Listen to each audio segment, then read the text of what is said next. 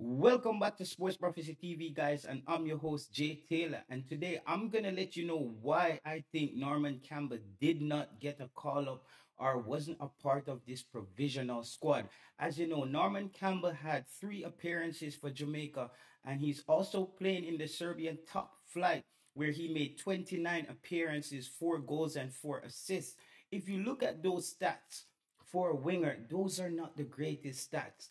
You want your winger to be averaging around 8 or 10 assists if they're playing in 30 games, and maybe 6, 7 goals. So if you look at his goals and his assist average at his club, it's quite low. However, the Jamaican fans are up in arms.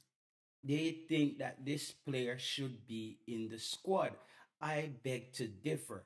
After looking at Norman Campbell in those 3 appearances for Jamaica, I think he was mid. I don't think he was composed enough on the football. Very fast player, very speedy player. But I think he needs to do more to develop, and he also needs to take that next step. I think one of Norman Campbell's challenges is similar to Lamar Walker and Tyreek McGee. Those players are his peers. They came up together.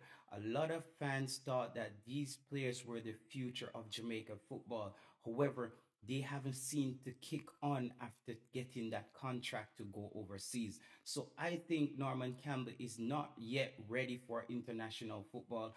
I can't see where he would come in and impact this team right now that we're building. So I think he has to wait for the next go around. Still a fairly young player. He has a lot more to work on. I want to see Norman Campbell go through the route similar to like Kahim Paris, light up your club, and then you make that next big move, and then you get that call up. As we know, international football is not where you develop. So I think Norman Campbell has work to do. Better luck next time. I just don't see him impacting the Jamaican team right now. So thank you guys for tuning in. I'm your host, Jay Taylor. Until next time.